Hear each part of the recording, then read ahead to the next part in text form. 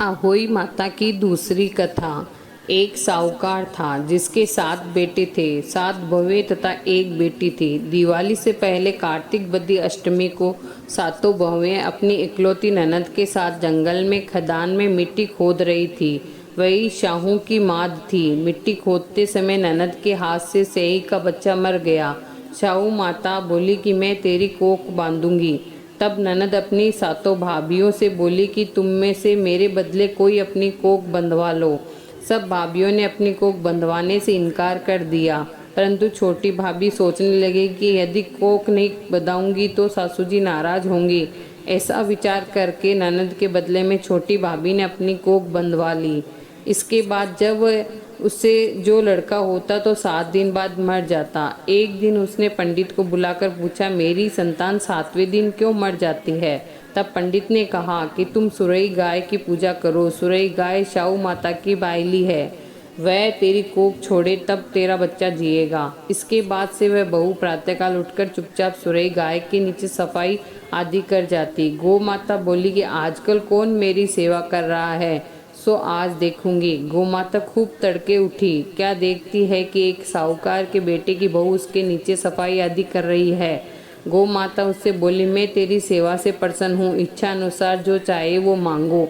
तब साहूकार की बेटी बोली कि शाहू माता तुम्हारी भाईली है और मेरी कोख बांध रखी है, सो मेरी कोख खुलवा दो।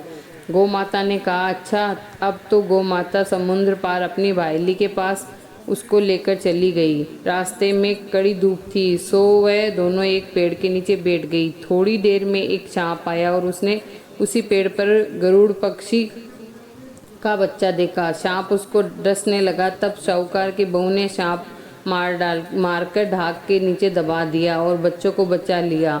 थोड़ी देर में गरुड़ पंखनी आई तो वहाँ खून पड़ा देखकर साहूकार की बहू के चोंच मारने लगी।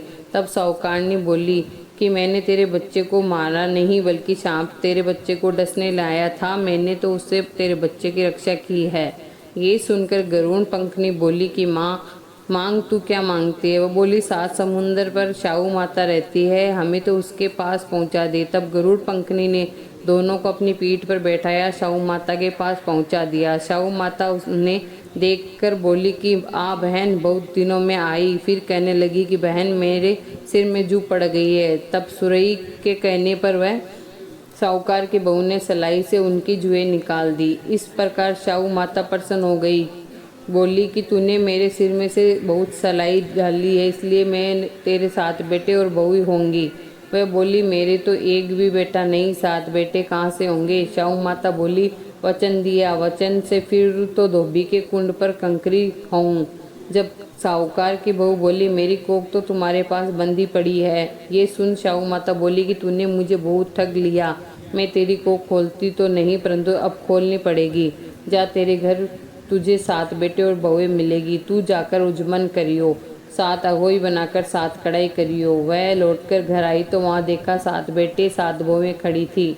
उससे बहुत खुशी हुई। उसने 7 अहोई बनाई, 7 उजमन किए तथा 7 कढ़ाई की। रात्रि के समय जेठानियाँ आपस में कहने लगी कि जल्दी जल्दी नहाकर पूजा कर लो, कहीं छोटी बच्चों को याद करने रोने लगे। थोड़ी देर में उन्होंने अपने बच्चे से कहा, अपनी चाची के घर जाकर देख आओ कि आज वह अभी तक रोई क्यों नहीं। बच्चों ने जाकर कहा कि चाची तो कुछ मोड़ रही है, खूब उजमन हो रहा है। ये सुनते ही जेठानी दौड़ती दौड़ती उसके पास आई। जाकर कहने लगी, तूने कोख कैसे छुड़वाई?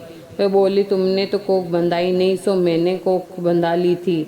अब शाहू माता ने के कृपा से करके मेरी कोख खोल दी है। शाहू माता ने जिस प्रकार उस साहूकार की बहू की कोख खोली, उसी प्रकार हमारी भी खोलिए। कहने वाले को तथा सुनने वाले को सभी परिवार की कोख खोलिए और सभी को खुश रखिए। सभी के बेटे खुश रहे।